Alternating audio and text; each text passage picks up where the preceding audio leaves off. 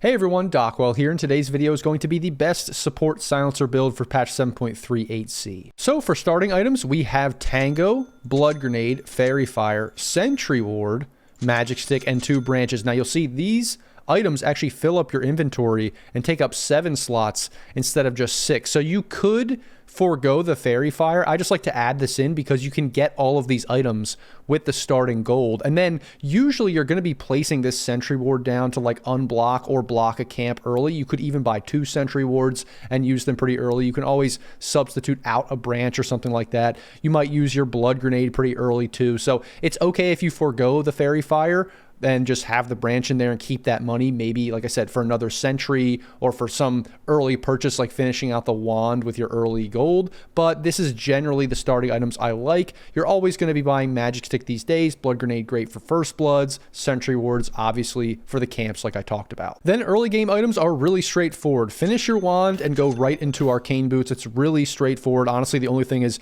do I want to buy Ring of Basilius first, Boots of Speed first, or even finish the wand? That's really situational, but at the end of the day, you're going to be finishing these items, and then you're obviously going to use your Fairy Fire, Blood Grenade, maybe buy more Tangos at some point, but by the end of the lane, your inventory is going to look like this. So you can always stop back for Raindrops, for Windlace, because you want to immediately start building into these bigger items. You're not going for like a smaller item. And that's why we see when we transition to the core items here, we just have the typical support items like Force Staff, like Glimmer Cape. These are the things that this hero is just going to rely on pretty much every single game. Now, you might want to go for a Rod of Atos. You could potentially go for Tranquil Boots instead of Arcane Boots and then build into Boots of Bearing, but that's rare these days. You could also go Pavis into Solar Crest, even Urn into Spirit Vessel, but these are very situational things. For the most part, you're just going to be buying these typical support items as your core items. So I usually, in most builds,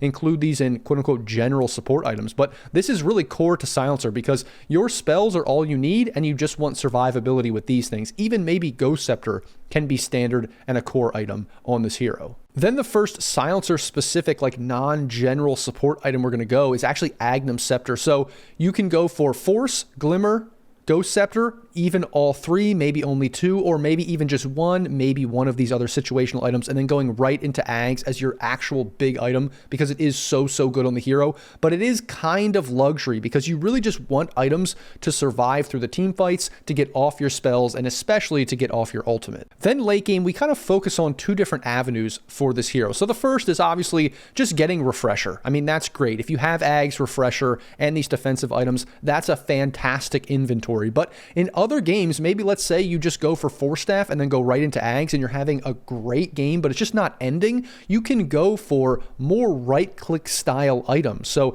the typical ones you would probably go for are Hurricane Pike, just because obviously you're going to be getting the Force Staff in most games, and then like rounding that out with the Scythe of Vice. But even in situational items, you can go for more right-click style items like Witchblade or BKB and this kind of stuff if you're having an amazing game, because then you kind of transition into another core, and you can totally do that as Silencer, but the first priority is going to always be getting Ags, getting Refresher, and just doing the most that you can with just pressing silence in the fights, and then hopefully you can get off your other spells and have a lot of impact. Then obviously you're going to stop by for an Ag Shard at some point. Hopefully you get it for free, and then late game you're going to get Scythe of Vice, just because this is great for extra lockdown as support, but having that intelligence and mana regen is also amazing on the hero. So even if you stop by for only these items, or even if you get these items, if you want like a 6 or 7 slot kind of item, Scythe of Vice is going to be that last item that you buy for sure. Then it's not uncommon for you to have a late game inventory that looks like this, but you can always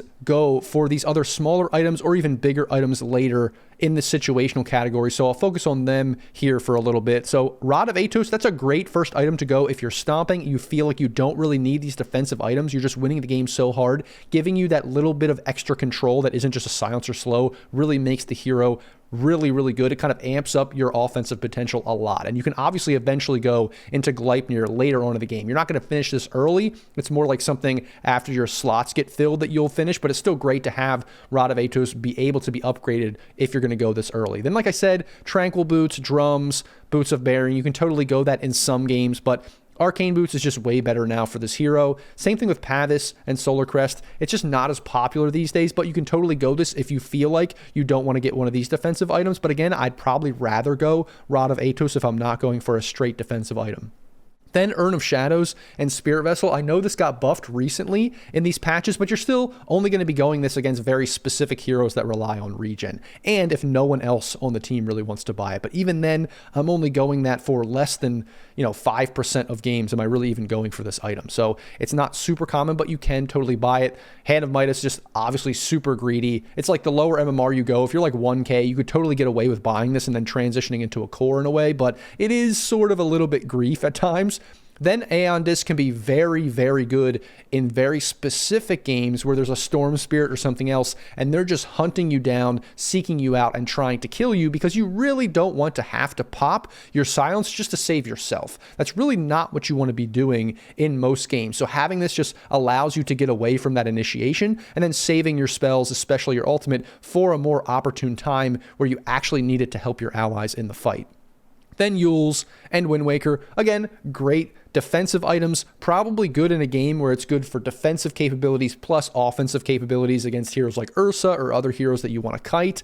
Then Lotus Orb and even Lincoln Sphere in those kind of games where you need to have some kind of defensive potential that's not just for yourself, but also maybe to help allies. If you feel like you've kind of secured your defensive capabilities, now you need something else here. And then Octarine Cores like Giga Luxury, but you'd probably rather have Scythe of Ice as a luxury item or Refresher Orb or some other right-click item. That's why it's pretty situational that you would want to go this. The only way I would really go this is if I'm really just focusing on my ultimate and I'm not going any right-click items at all for whatever reason, and then it's like I need some kind of sixth item to round everything out, then I would go Octarine Core. Then you could potentially finish out Guardian Greaves with your Arcane Boots. It's just not very common because you'd rather get all these other things, and then super late game, like Guardian Greaves doesn't really do much. But, if it's like 80, 90 minutes in the game and you need to have some kind of boots, you might just upgrade this. It's honestly debatable whether you might even just go Boots of Travel instead of getting this, but I'm just going to put it on there because you do buy Arcane Boots in most games. And then we have BKB, we have Witchblade, we have Parasma. These are all the right-click items that you can go into after you potentially upgrade to Hurricane Pike, get a Refresher Orb when you have your Ags, and now you're like, okay, I am good. I just want to go right-click from here. That's definitely a possibility in games. You have to be careful not to get too greedy or go these too early because you're kind of borderline griefing. It would be better, honestly, to get Ags and Refresher in most games, especially as a 5 position, than going in for these more right-click heavy items. But you can totally do that later on once you've secured your spot in a game with these items. Then moving on to the skill build. First, I'm going to let you know that the facet we're taking is Reverberating Silence. You're going to go this every single game on Support Silencer. It's not really an option. Then level 1, we're going to go Glaives of Wisdom. And I have this as the default, I think, because the lower MMR you go, the more this is going to be effective in the lane for trading, and the less people are going to be aware of what's going on. They're not really going to understand how much damage you do. They're not going to understand that you're stealing all of their mana, basically, and now they can't cast spells. I just think you can take more advantage of this right-click potential in the lane level 1, the lower MMR you go. Whereas the default can obviously be Arcane Curse level 1, and that is totally viable. Actually, more of the high MMR pro players probably go this, but you can definitely go for Glaives of Wisdom level 1, and I would actually prefer that. That's why it's kind of the default for me. But regardless, you're only going to get 1 point in Glaives of Wisdom, and if you don't get it level 1, you're not going to get it until your other skills are maxed. And then we're going to go for Arcane Curse, then Last Word, then Arcane Curse. So we're going to alternate these two until basically we get our ultimate, and then we're going to max out Arcane Curse,